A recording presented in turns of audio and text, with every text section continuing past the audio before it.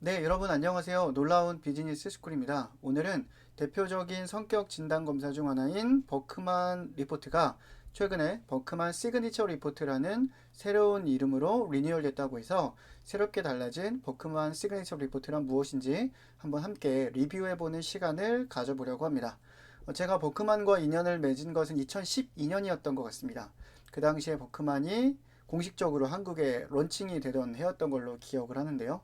그때 제가 이 버크만 진단과 관련된 내용을 듣고 굉장히 관심이 많이 생겼습니다. 물론 그 당시에도 MBTI 또 디스크 또 하나의 측정 도구가 있었던 것 같은데 이름이 잘 생각이 안 나네요. 애니어그램 이런 도구들이 많이 있었어요. 그래서 그런 것들을 많은 분들이 학습하고 개인의 성장이나 조직의 발전에 응용하려는 시도들이 많이 있었죠. 그런데 저는 우연한 기회에 이 버크만 진단이라는 것을 접하고 버크만 메소드라는 걸 접하고 관심을 갖게 돼서 그 당시에 2012년에 팀빌딩에 대해서 공부를 하면서 이 버크만 프리뷰 자격이라는 걸 취득했습니다. 버크만 자격은 크게 2단계로 되어져 있는데 그 당시에 처음에는 그 프리뷰 자격 있고 베이직 자격 있고 베이직 자격, 프리뷰 자격. 그 베이직 자격을 취득하고 그 다음 단계가 프리뷰 자격이었죠. 이런 자격 과정이 있었는데 저는 프리뷰 자격을 취득하고 이 버크만을 공부를 했었습니다. 잠시. 굉장히 관심을 가지고 공부를 했었는데 강의도 몇 번 하고 또 개인적인 컨설팅 1대1 코칭을 할 때 종종 이렇게 적용을 해본 적이 있었습니다만 사실 그동안은 적극적으로 이 버크만이라는 도구를 활용하지 못했습니다. 개인적으로 그런 계기가 충분하지 않았고요. 다른 여러 가지 일로 인해서 사실은 관심을 많이 갖지는 못했습니다.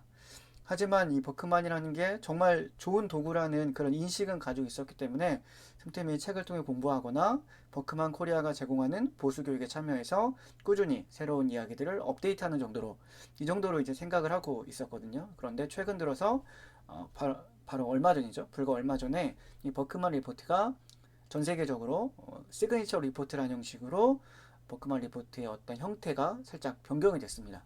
그래서 다양한 이미지도 들어가고 아이콘이나 아니면 몇 가지 단어에 대한 설명도 변경되거나 추가되기도 하고 그런 변화점들이 있어서 이 버크만 리포트가 어떻게 달라졌는지 조금 더 제가 스터디를 해보고 역시 예전이나 지금이나 똑같지만 버크만 리포트라는 게 나라는 사람 그리고 타인을 이해하는데 상당히 도움을 많이 주는 도구다라는 생각이 들어서 한번 새롭게 달라진 이 버크만 시그니처 리포트라는 것을 한번 리뷰해보는 시간을 오늘 콘텐츠로 한번 만들어 보려고 합니다.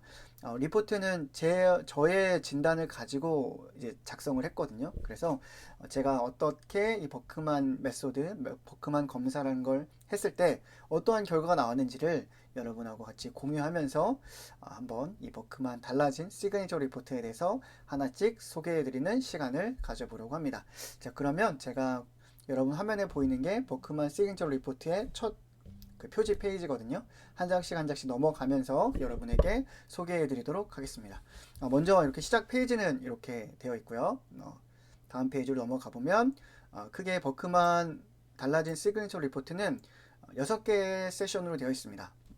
첫 번째 환영의 이야기, 기본적으로 초반에 늘 들어있겠죠. 버크만 맵, 버크만 흥미, 행동, 직업 탐색, 실행 계획. 환영을 제외하고 이 5가지 세션을 통해서 나에 대해서 이해하고 상대방을 이해할 수 있는 그 다양한 정보를 풍부하게 제공해 주는 것이 이 버크만 리포트의 특징이라고 할 수가 있습니다. 그리고 과거와는 다르게 리포트가 PDF에 대화형 PDF 기능이 들어있어요. 이렇게 지금은 전체 페이지로 되어 있어서 작동을 안 하는데 원래 페이지를 클릭하면 해당 페이지로 한 번에 넘어가도록 이렇게 대화형 PDF 기능을 추가해서 리포트가 발행이 된다. 이렇게 말씀드릴 수 있을 것 같습니다. 그러면 하나씩 넘어가면서 설명을 해두고요. 중간에 간지라든지 중간중간 그 섹션을 구분하기 위한 페이지는 제가 설명을 생략하고 내용 위주로 좀 말씀을 드리도록 하겠습니다. 자, 일단 웰컴 페이지가 있고 그 버크만 진단이라는 게 신뢰도와 타당도, 그러니까 진단 결과에 대한 안정성과 또 측정하고자 하는 바를 제대로 측정할 수 있는 검사라는 것, 그리고 목적은 무엇이고 어디서 사용하고 있는지. 그 버크만 메소드 같은 경우에는 1951년에 처음 만들어졌습니다. 로저 버크만이라는 박사가 이 버크만 메소드라는 걸 만들었는데 벌써 70년 이상 현장에서 사용되고 있는 과학적 접근법이고 도구다 라는 설명이 쭉 되어 있습니다.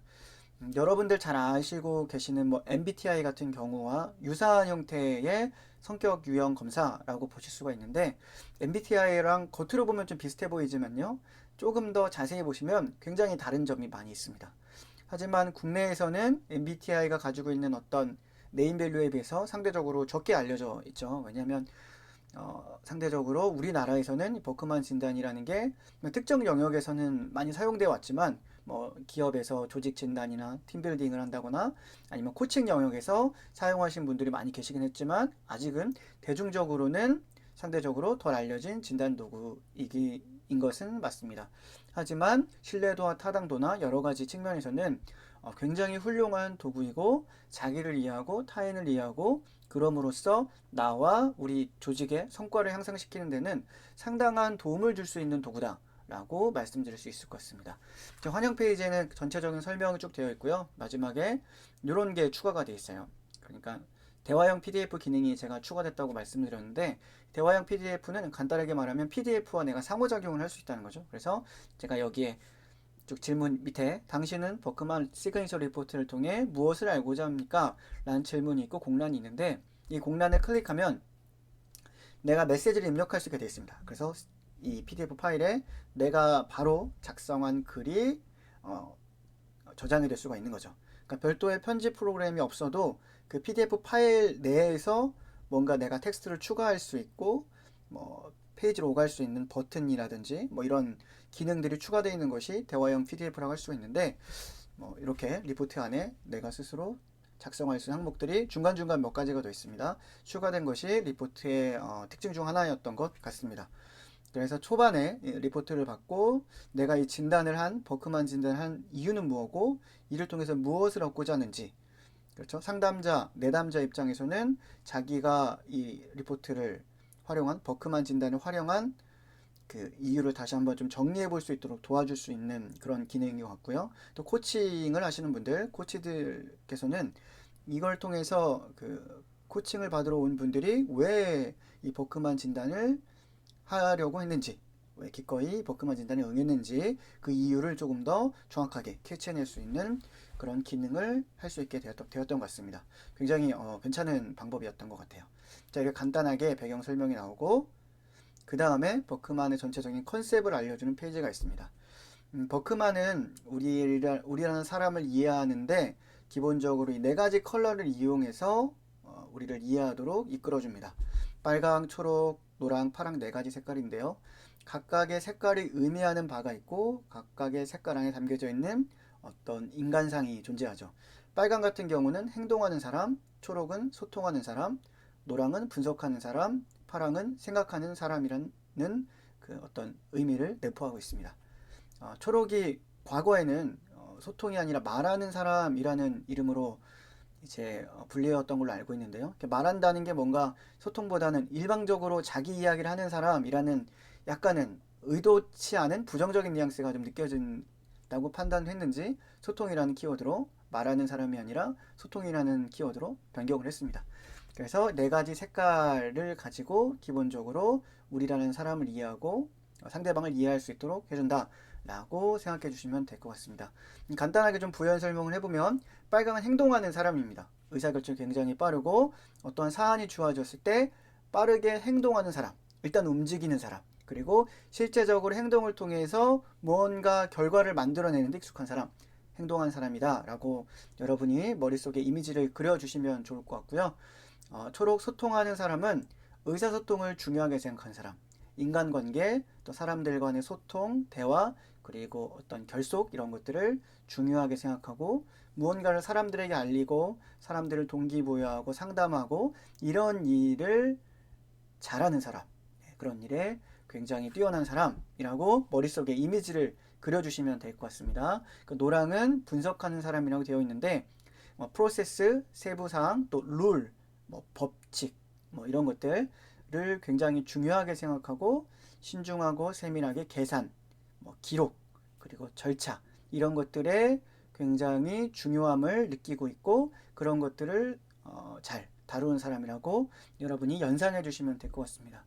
생각하는 사람은 굉장히 사고를 깊이 하는 사람, 창의적인 사람, 혁신적인 사람, 새로운 아이디어를 내는 사람, 뭐 이런 사람이라고 여러분이 연상해 주시면 될 것 같아요. 그래서 분석하는 사람이 뭐 계획을 하는 사람이면 생각하는 사람은 기획을 하는 사람이고 소통하는 사람은 기획한 걸 많은 사람들에게 말로 전파하고 사람들을 이렇게 하나로 연결시키는 사람이라면 행동하는 사람은 그것을 실제 실행에 옮겨서 결과로 만들어낸다. 이런 유형의 사람들을 여러분이 머릿속에 그려보시면 될 것 같습니다. 자, 이게 이러한 이해가 기본적으로 되어 있는 상태에서 이제 버크만 진단이라는 것을 하나씩 살펴봐 주시면 될 것 같아요. 자, 이 네 개의 이제 사분면에 몇 가지가 더 추가가 되는데요. 이 사분면을 버크만 맵이라고 부르고요. 과거에는 이 버크만 맵이 아니라 제가 기억하기로는 뭐 생활 양식 도해 뭐 이런 라이프 스타일 그리드 이런 이름으로 불렸던 것 같아요. 그런데 생활 양식 도해 영어로 라이프 스타일 그리드라고 불렀는데 그걸 이제 약자로 LSG라고 불렀거든요. 근데 LSG라는 말도 물론 나쁘진 않았는데 좀 직관적으로 무슨 의미인지 잘 와닿진 않잖아요. 그런데 새롭게 버크만 맵이라는 명칭으로 변경되면서 조금 더 이게 어떤 의미인지 바로 이 버크만 검사를 활용하는 분들이 좀 쉽게 이해할 수 있는 그런 면이 더 강화된 것 같습니다. 자, 그래서 버크만 진단은 이 4분면 안에요. 4개의 기호를 더해서 기호를 얹어서 그 사람을 이해할 수 있도록 도와줍니다. 자, 4개의 기호는 뭐냐면 이 별 모양의 흥미, 또 다이아몬드 모양은 평소 행동, 동그라미는 욕구, 네모는 스트레스 행동입니다. 그리고 흥미는 내가 좋아하는 활동, 내가 선호하는 활동, 네, 이라고 생각하시면 될 것 같고요. 평소 행동은 평소의 나의 보통의 모습, 그렇죠? 그리고 다른 사람이 관찰했을 때 보여지는 나의 평소의 모습. 그러니까 가장 익숙하고 편안함을 느끼는 현재의 나의 행동이라고 보시면 될 것 같습니다. 그래서 이 평소 행동을 강점이라고 이제 표현을 하면 될 것 같아요. 내가 가장 익숙하고 편안함을 느끼면서 내가 활동하는 스타일, 바꿔 말해 강점이다 라고 생각해 주시면 될 것 같습니다. 그리고 동그라미는 욕구.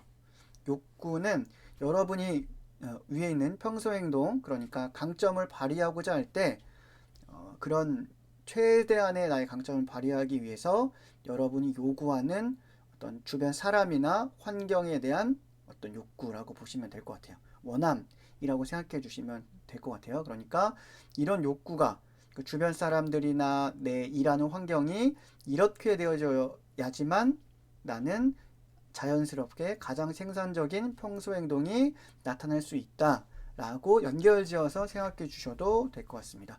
욕구라고 하고요. 또 네모 스트레스 행동이라는 게 있습니다. 스트레스 행동은 욕구가 충족되어지 않았을 때 나타나는 어떤 행동이다. 비생산적인 행동이다. 이렇게 이해해 주시면 될 것 같습니다. 자, 그래서 제가 어떻게 나왔는지 한번 공유를 해 보겠습니다. 자, 버크만 맵이 있고요. 이 버크만 맵 앞에 또 이렇게 2개 영역이 더 추가되어 있습니다. 2가지 영역이 추가되어 있고 이 4개의 기호가 하나, 둘, 셋, 넷 이렇게 마킹이 되어 있죠. 그래서 저의 흥미는 사람 지향적이고 외형 지향적인 초록색 4분면 소통하는 사람 쪽에 저의 흥미는 위치해 있고요. 평소 행동은 사람 지향적이면서도 내향적인 이 파랑색, 그죠? 사고하는 사람, 생각하는 사람 쪽에 평소 행동이 마킹이 되어 있습니다. 그리고 욕구와 스트레스 행동은 역시 초록색, 소통하는 사람 쪽에 위치해 있죠. 자, 그래서 버크만 진단은 4분면 안에 위치해 있는 4개의 기호를 가지고 나라는 사람에 대한 이해를 도와주고 상대방을 이해할 수 있도록 도와주기도 하고요. 나의 어떤 고민이나 문제 같은 것들, 코칭을 받고자 했을 때 내가 가지고 있던 문제, 해결받고자 하는 문제에 대한 좀 더 풍부한 해석을 도와줄 수 있는 도구라고 말씀드릴 수 있을 것 같습니다. 그런데 우리가 흔히 했던 검사, 대표적으로 MBTI 같은 검사 같은 경우에는 그냥 16가지 유형 중 하나로 딱 간편하게 나는 이런 유형이다 라고 알 수가 있잖아요. 그리고 뭐 디스크는 뭐 4가지 유형이 있고 뭐 애니어그램 9가지 유형이었나요? 그 유형을 구분해주는 검사들이 있는데 그런 것들에 비해서 이러한 방식이 장단점이 좀 있을 것 같아요. 뭐 MBTI나 뭐 디스크 같은 검사는 어떤 유형을 딱 알려주기 때문에 조금 더 자신의 성격이란 걸 직관적으로 받아들일 수 있게끔 도와주죠. 하지만 버크만 같은 경우에는 당신은 이런 유형입니다 라고 정의를 해주는 것이 아니라 당신은 이러한 맵 안에 흥미와 평소 행동과 욕구가 여기에 위치해 있습니다 라고 설명을 해주는 것이 차이점이라고 볼 수가 있을 것 같습니다. 그러니까 제 개인적인 느낌으로는 사실 직관적으로 이 결과를 표현해주는 그림만 가지고는 다른 유사한 검사들보다 확 와닿진 않아요. 그래 나는 어떠한 사람이란 거야 라고 이제 이해가 잘 안 될 수가 있는데 버크만 같은 경우에는 굉장히 디테일하게 하나하나 설명을 듣고 보면 나에 대해서 이렇게 다양한 해석과 풍부한 설명이 가능하구나, 나를 좀 더 깊이 있게 이해할 수 있는 그런 도구에 조금 더 가깝다, 그런 부분에 조금 더 강점을 가지고 있는 도구다 라고 설명을 드릴 수 있을 것 같습니다. 그래서 요 4개의 기호가 있는 위치가 이제 사람마다 다 다른 거죠. 그럼 저는 이렇게 저라는 사람은 이 기호가 위치해 있잖아요. 이게 어떤 뜻인지 하나씩 좀 설명을 드려보도록 하겠습니다. 첫 번째 흥미라는 요소가 저는 이 초록색 4분면에 위치해 있죠. 소통하는 사람의.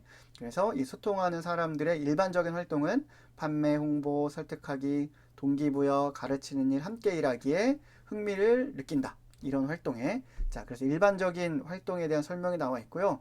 이 별의 위치가 또 사람마다 다 다를 수가 있겠죠. 저 같은 경우에는 이 초록색 박스 안에서 오른쪽 하단, 우측 하단에 위치했지만 어떤 분은 우측 상단에 있을 수도 있고 어떤 분은 이 초록색 4분면 내에서도 또 뭐 좌측 상단, 좌측 하단, 뭐 정 가운데 다양한 위치에 이 별 기호가 놓여져 있을 수가 있습니다.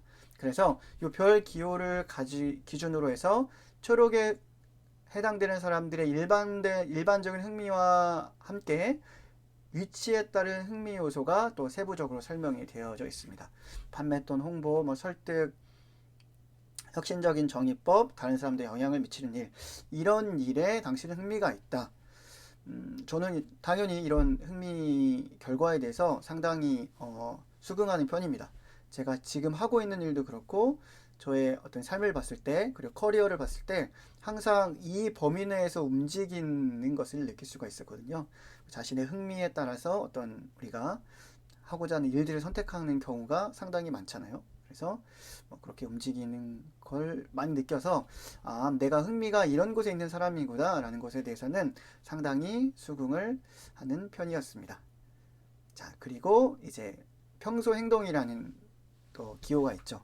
다이아몬드 기호인데요. 이 기호는 초반에 간단하게 설명드렸지만 내가 가장 생산적으로 활동할 수 있는 행동 방식, 현재의 내가 가장 자연스럽게 행동하는 방식이고 나뿐만이 아니라 주변 사람도 저 사람은 이렇게 행동하는 사람이야 라고 관찰할 수 있는 평상시 나의 모습이다 라고 생각해 주시면 될 것 같아요. 저는 이 파란색 4분면의 오른쪽 끝쯤에 여기에 다이아몬드 위치가 정해져 있습니다. 그래서 이 파란색 평소 행동을 가진 사람들은 통찰력 있고 사교적이고 사력 있고 심사숙고하고 낙관적이다. 그리고 이 위치에 있는 사람들은 또 이와 같은 행동을 보여준다 라고 되어져 있습니다. 참고로 버크만 진단에서 자기 이해를 돕기 위한 설명들은 모두 다 이제 긍정적인 언어로 설명이 됩니다. 그런 점을 감안해서 또 제 이야기를 들어주시면 될 것 같아요. 그래서 이런 평소 행동을 저는 보여지고 있다. 다른 사람한테도 그렇게 보여지고 당신 자신도 그렇게 했을 때 자연스럽다고 느낀다. 라는 그런 정보를 주고 있습니다. 자, 세 번째 원기호는 동그라미인데요. 저는 이 욕구라는 것은 다시 초록색 4분면으로 올라와서 위치해 있습니다. 욕구라는 것은 내가 평소 활동을 잘하기 위해서, 그러니까 나의 강점을 제대로 발휘하기 위해서 요구하는 자원과 환경이라고 생각해 주시면 될 것 같아요. 그래서 내가 나의 강점을 최대한 발휘하려면은 이러이러한 환경과 이러이러한 사람들의 나를 이러한 방식으로 나를 대해 주셨으면 좋겠어요. 라고 이제 서술해 볼 수 있는 것이 바로 욕구라고 말씀드릴 수 있을 것 같습니다. 그래서 이 원기호가 초록색에 있는 사람들은 어떠한 사람들인지 이렇게 설명이 되어 있죠. 네. 자, 그리고 스트레스 행동도 대부분은 원기호와 같은 위치에 이렇게 겹쳐져서 중복돼서 표기가 됩니다. 간혹가다 다른 경우가 있거든요. 스트레스 행동과 욕구의 기호가 대부분은 같은데 간혹가다 다른 경우가 있습니다. 그 부분에 대해서는 나중에 혹시 기회가 되면 왜 그런지 설명을 드리도록 하고요. 우선은 대부분은 같은 위치에 있다 라고 말씀드릴 수 있을 것 같습니다. 스트레스 행동은 욕구가 충족되지 않았을 때 나타나는 행동이고요. 욕구가 충족되지 않았을 때 저 같은 초록색에 있는 사람들은 이러한 보통 스트레스 행동을 보이고 네모 기호가 사각 기호가 이쯤에 위치해 있는 사람들은 이러한 행동을 보이기도 한다 라고 저에 대해서 분석한 정보를 알려주고 있습니다. 자, 이렇게 네 가지 기호가 위치해 있는 지점에 따라서 어떠한 정보를 우리에게 주는지 간단하게 설명을 드렸고요. 그 다음부터는 이 네 가지 기호 뒤에 숨어 있는 정보들을 조금 더 세밀하게 버크만 리포트는 전달해 주고 있습니다. 첫 번째는 흥미인데요. 흥미라는 영역 안에 이렇게 많은 데이터들이 숨어 있습니다. 제 흥미가 아까 초록색 사분면 안에 딱 위치해 있었잖아요. 자, 그것은 이러한 여러 가지 흥미 요소에 대한 데이터들이 하나로 규합해서 그 대표성을 띠고 있는 게 그 별 기호의 위치였고요. 세부적인 데이터는 이렇게 구현이 됩니다. 문화, 그래서 0%부터 100%까지 점수가 있고요. 당연히 100에 가까울수록 그 분야에 흥미가 많다라고 생각해 주시면 될 것 같습니다. 그래서 일반적으로 80% 이상이 되면 흥미 점수가 그 분야에 높은 흥미를 가지고 있고, 반대로 20% 미만이 되면 그 분야에 낮은 흥미를 가지고 있다라고 해석을 하는데요. 저 같은 경우에는 80% 이상이 되는 영역이 네 가지 영역입니다. 문학, 설득, 음악, 사회복지. 이 네 가지 영역의 분야에 저는 흥미를 가지고 있다라고 저를 진단해주고 있습니다. 저 굉장히 대체적으로 매우 많이 수긍을 하고 있고요. 문학, 글쓰기잖아요. 비슷한 일을 하고 있고, 설득, 역시 유사한 일을 하고 있습니다. 사회복지, 직업은 아닙니다만 개인적인 봉사활동을 통해서 관련된 일을 지속적으로 하고 있고, 음악 같은 경우에는 구체적인 활동을 하고 있지 않지만 꾸준히 관심을 가지고 취미 생활로서 음악을 자주 하고 있습니다. 이 네 가지 영역에 대해서 흥미가 있다는 점을 정확하게 이제 표현을 해주는 것 같아요. 반면에 기술, 야외, 과학 이런 기술들, 외부에서 이루어지는 것들 뭐가 있을까요? 정원 가꾸기, 농사 짓기, 캠핑, 야생 생활 이런 거 있잖아요. 이런 거에는 거의 흥미가 없다. 네, 당연히 저는 그런 활동을 거의 하지 않습니다. 네. 운동은 좋아하지만 야외 활동은 그렇게 많이 하지 않는 것 같아요. 그리고 과학, 기술 쪽, 프로그래밍, 조립하기, 도구 사용하기 이런 것들에 상대적으로 흥미가 굉장히 덜하다고 할 수가 있겠죠. 과학, 특히 이런 분야에. 네. 이렇게 흥미에 대해서 진단을 해주기 때문에 여러분이 특히 앞으로 어떤 직업 선택이나 진로를 고민하는 청년분들이나 아니면 커리어 전환을 생각하시는 분들, 아니면 은퇴 후에 인생 2막을 어떤 일을 해야 될까라고 고민하는 분들에게 굉장히 유의미한 정보를 제공해 드릴 수 있는 것이 버크만의 흥미라고 말씀드릴 수 있을 것 같습니다. 자, 그 다음에 조금 어려운 항목이긴 한데요. 가장 여러분들이 진단을 하고 나서 가장 관심 있어 하는 영역이기도 하지만 정말 잘 훈련된 코치나 트레이너에게 상세하게 설명을 드려야 되는 부분이 바로 이 비헤이버, 행동에 관련된 부분입니다. 그래서 버크만은 9가지 관계 요소로 인해서 여러분의 일종의 성격이라고 말할 수 있는 것은 사람과 사람 간의 관계에서 나타난 여러분만의 고유한 특징을 표현하고 있습니다. 이 9가지 요소는 심리학계에서는 가장 인간의 성격을 진단하는 어떤 모델로서는 가장 어떤 과학적인 그런 검증된 방법 중에 하나로 불리는 그 성격 오요인 모델이라는 게 있습니다. 빅5 모델이라는 것이 있는데요. 그 모델에 기초해서 이 9가지 관계 요소를 이제 추출해서 완성한 것으로 알고 있습니다. 그래서 이 9가지 요소를 가지고 나라는 사람이 사람들 간에 사람들과 어떻게 관계를 맺고 나의 성격이 어떻게 드러나는지를 설명을 해주고 있습니다. 사회 에너지, 인센티브, 분주함, 감정 에너지, 자의식, 사고, 완고, 신체 에너지, 자기 주장 이렇게 9가지를 가지고 설명을 해주고 있다. 그리고 요거는 여러분들이 그 리포트만 봐서는 충분히 이해하기가 상당히 어렵습니다. 이 버크만에 대한 어떤 스터디가 안 된 상태에서는. 그래서 가능하면 이것에 대한 설명은 여러분이 판단하시는 것이 아니라 전문 트레이너나 코치에게 디브리핑을 상세하게 받아보시길 권장을 드립니다. 저 같은 경우는 이런 식으로 이제 점수가 나와요. 9개 영역에 점수가 나왔는데 일단 요 장표만 봐서는 이게 대체 무슨 의미인지 잘 선뜻 이해가 안 되실 거예요. 그래서 제가 하나만 좀 설명을 드려볼게요. 자, 첫 번째 사회 에너지는 쉽게 말해 그룹, 어떤 조직에 참여하고자 하는 선호도입니다.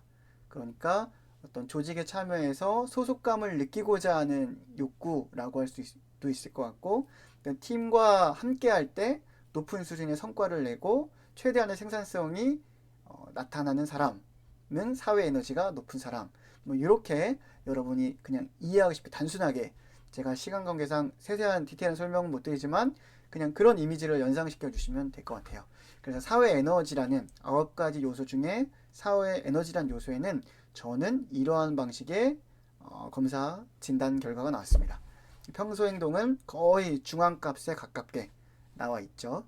이게 점수가 높아질수록 조금 더 사회 에너지 점수가 높기 때문에 소속감이나 팀, 어떤 여러 사람들과 함께 교류하고 또 협업하는 것을 선호한다고 보시면 될 것 같고요. 그렇게 할 때 좀 더 편안함을 느낀다라고 생각해 주시면 될 것 같고요. 점수가 낮을수록 혼자 일하는 것을 더 선호한다. 네, 집단에 속하기보다는 외로운 늑대가 돼서 혼자 일하는 걸 선호한다. 이렇게 생각해 주시면 될 것 같습니다. 저는 그 둘 사이 약간 균형이 맞는 균형에 해나가는 점수, 정확히 중앙값이 나왔습니다. 그래서 집단과 개인 활동 간의 균형을 잡는 것을 조금 더 자연스럽게 느끼고요. 다른 사람들과 잘 지내고 혼자서도 잘 지낸다. 네, 비교적 잘 저를 설명하는 것 같습니다. 그리고 욕구는 약간은 혼자 있는 시간 쪽에 조금 점수가 가깝게 나타나긴 했지만 전체적으로는 중압감 쪽에 가깝게 위치해 있죠. 그래서 저는 무조건 큰 집단 소속돼 있을 때 안정감을 느끼는 것도 아니고 혼자 있을 때 안정감을 느끼는 것도 아니고 그 둘 사이를 적절하게 오가는 것이 자연스러운 활동으로 느낀다 라고 이제 표현이 되고 있습니다. 네. 되게 그리고 신체 에너지도 비슷하고요. 대신에 감정 에너지 같은 경우에는 굉장히 평소 행동이 그 감정 에너지 같은 경우는 높게 나타나죠. 그래서 객관적이고 공정한 편이라기보다는 인정 있고 따뜻한 쪽에 평소 행동이 많이 나타납니다. 그래서 저라는 사람을 봤을 때 저 사람 객관적이고 공정해 라는 모습보다는 뭔가 인간지향적이고 따뜻하고 인정이 많은 사람이야. 반대로 혹자는 조금 부정적인 시선으로 본다면 저 사람의 기준은 뭔가 객관적이지도 않고 공정하진 않은 것 같아 라고 보여질 수도 있겠습니다. 부정적인 시선으로 본다면. 하지만 저는 굉장히 감정 에너지라는 걸 중요하게 생각하고 욕구 역시 감정 표현을 원하는 쪽에 높은 점수가 나타나기 때문에 감정을 잘 표현하고 저 역시 또 상대방도 자신의 감정을 잘 표현해주는 그러한 환경에 있을 때 조금 더 편안함을 느끼고 저의 어떤 최대한의 성과를 낼 수 있다라고 이제 해석을 해볼 수가 있겠죠. 네, 그리고 이러한 욕구가 충족되지 않았을 때는 이러한 스트레스 행동이 나타날 수 있다. 자, 이런 식으로 감정 에너지 이후에도 자의식, 자기주장, 완고함, 인센티브, 분주함, 사고 이런 각각의 요소에서 하나하나 행동과 욕구에 대해 설명을 해주고 또 스트레스 행동에 대해 설명을 해줍니다. 자, 이 부분이 제가 정말 간단하게만 설명을 드렸는데 굉장히 풍부한 해석이 필요한 영역이기 때문에 바로 이 영역을 제대로 이해하기 위해서 제가 코칭이나 디브리핑을 전문적으로 받아야 한다라고 강조를 드리는 겁니다. 그리고 나서 이제 버크만 인사이트라고 해서 과거에는 없었던 내용이 하나 추가가 된 것 같습니다. 그래서 지금까지의 뭐 흥미 점수와 그 평소 행동 또 욕구에 대한 점수들을 바탕으로 해서 나에게 도움이 될 만한 인사이트들을 몇 개의 문장으로 정리해서 전달해 줍니다. 굉장히 함축적으로 잘 설명이 되어져 있는 것 같고요. 저도 한 번씩 쭉 읽어보면서 정말 나에게 딱 맞고 나에게 필요한 이야기들을 전달해 준다 라는 것을 느낄 수가 있었습니다. 어떠한 방식으로 이런 데이터가 이런 결과물이 추출되는지는 사실 저는 정확하게는 모르겠어요. 궁금하긴 하지만 굉장히 적절한 그런 조언들을 해주는 것 같다라는 느낌을 받을 수가 있었습니다. 그리고 저는 개인적으로 버크만 검사가 다른 진단과 다른 굉장히 큰 강점이라고 생각하는 게 이 커리어에 대한 굉장히 신뢰할 수 있는 그런 정보를 제공해 준다는 것이 저에게는 굉장히 이 버크만 검사만의 강점이라고 말씀드릴 수 있을 것 같습니다. 직업 탐색 개요라는 항목으로 되어 있고 지금까지 여러분이 버크만 진단을 하면 그걸 통해서 여러분의 흥미와 평소 행동이나 욕구 같은 것들을 쭉 그것과 관련된 점수들을 얻을 수 있겠죠.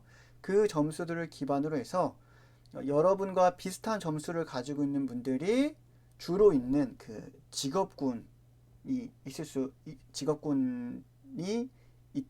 수 있겠죠. 그래서 나와 비슷한 점수를 가지고 있는 사람들이 어디에 많이 있는지, 어떤 직업군에 많이 속해 있는지 그 유사도를 측정을 해서 나에게 도움이 될 만한 이러이러한 직업들을 한번 확인해 보면 어떨까요? 라는 데이터를 제공해 줍니다.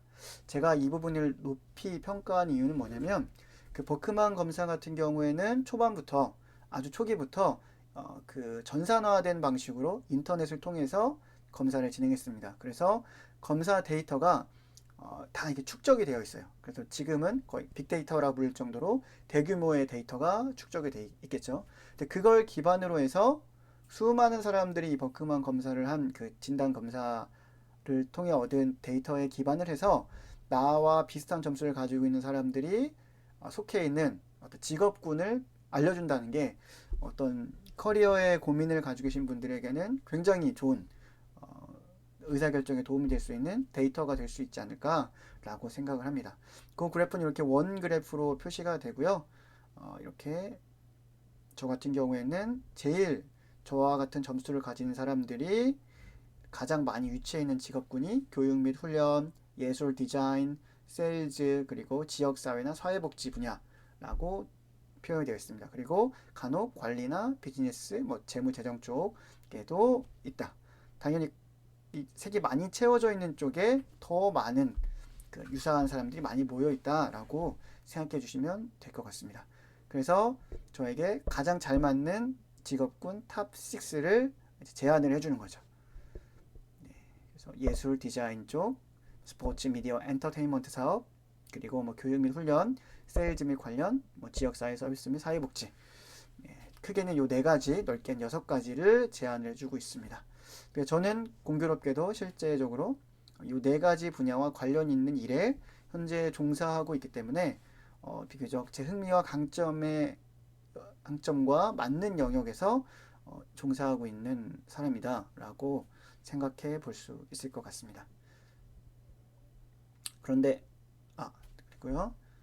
그리고 나서 또 새롭게 추가된 것이 쭉 리포트를 검토하고 혹은 코치나 뭐 디브리퍼에게 설명을 듣고 나서 지금까지 얻은 나에 대한 이해, 자기 이해에 대한 정보들을 쭉 취합해서 앞으로의 실행 계획을 입력할 수 있는 페이지가 또 역시 대화형 PDF로 이제 추가되어 있습니다. 그래서 이렇게 쭉 질문을 읽어보시고 그 해당해서 여러분이 간단하게 타이핑을 해서 저장을 해주시면 저장이 되게 되겠죠. 그래서 이 내용을 가지고 향후 지속적으로 팔로우 코칭을 받으신다거나 여러분이 스스로 셀프 피드백을 하면서 어떤 일들을 해나가는데 활용하실 수가 있을 것 같습니다. 그 다음에 조직 지향점이라는 항목이 나오는데요. 조직 지향점은 이전까지의 그 뭐 흥미, 강점, 저희가 알아봤던 그 버크만 맵 위에 있는 4개의 지표, 4개의 기호를 가지고 나에 대한 이해를 했다면 그것은 이제 사람 간의 관계에서 주로 나타나는 어떤 성격적인 요인들이고요. 이 조직 지향점이라는 것은 사람이 아니라 내가 일을 대하는 방식이다 라고 생각하시면 돼요. 그래서 요건 막대 그래프 형태로 표현이 되거든요. 그래서 빨강, 노랑, 초록, 파랑 4개의 파트가 있고, 빨강은 운영 기술, 노랑은 관리 회계, 초록은 영업, 마케팅, 파랑은 기획, 전략을 각각 의미합니다. 저 같은 경우에는 파랑과 초록의 바는 굉장히 길고요. 상대적으로 노랑과 빨강은 그래프가 좀 길이가 짧죠. 이게 어떤 의미냐면 저라는 사람에게 어떤 일이 주어졌을 때, 과제가 주어지거나 아니면 해결해야 될 문제가 있을 때 저는 가장 자주, 가장 오래 사용하는 어떤 그 문제를 바라보고 행동하는 그런 렌즈가 바로 파랑이나 초록색 렌즈라는 거죠.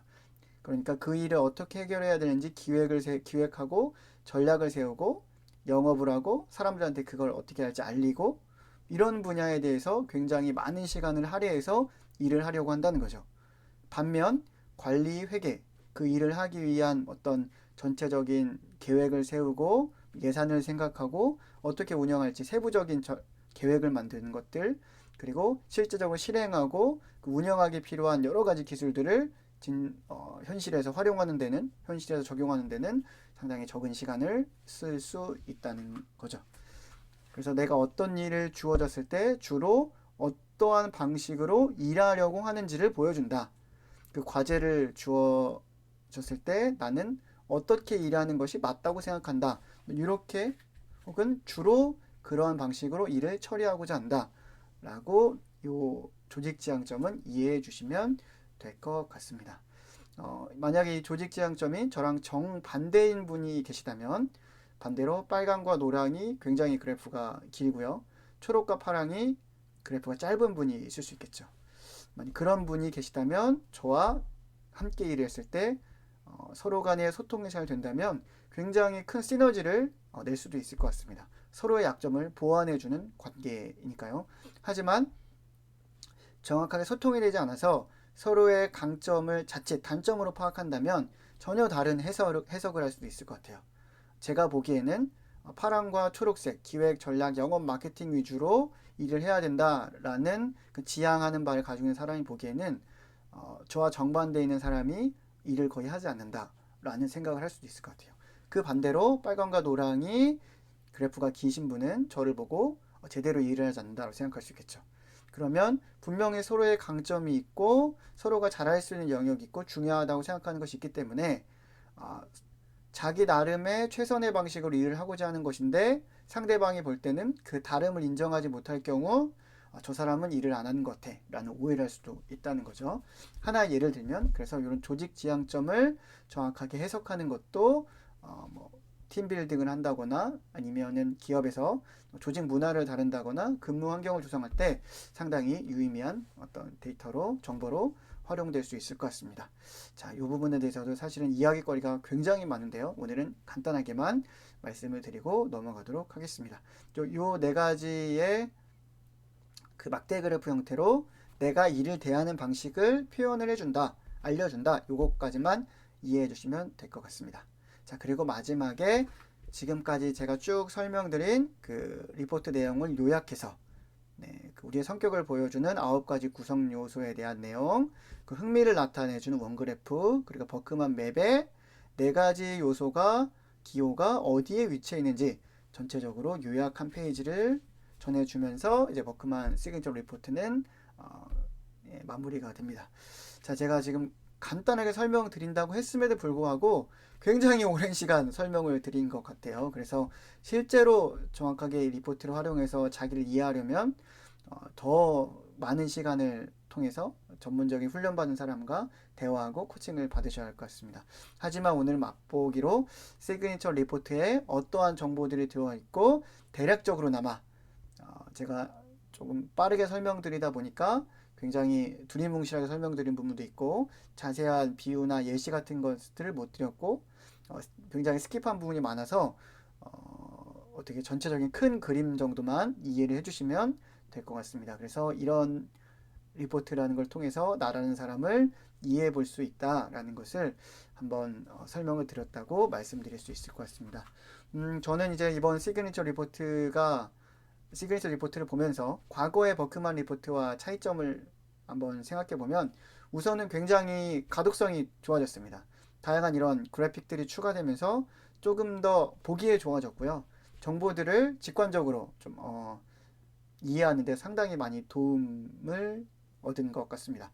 그리고 세세한 부분까지는 뭐 설명을 못 드렸지만 사용하는 언어들도 많이 달라져서 조금 시대에 맞는 트렌드에 맞는 형태로 바뀐 것은 아닌가라는 생각을 많이 하게 됐습니다. 그래서 많은 분들과 소통을 할 때 그리고 코칭을 하거나 컨설팅을 할 때 활용할 만한 과거에도 훌륭한 도구였지만 훨씬 더 좋은 도구로 이 버크만 리포트가 변신을 했다라고 개인적으로는 결론을 내렸습니다. 저의 리포트를 가지고 간단하게 설명을 드렸는데요.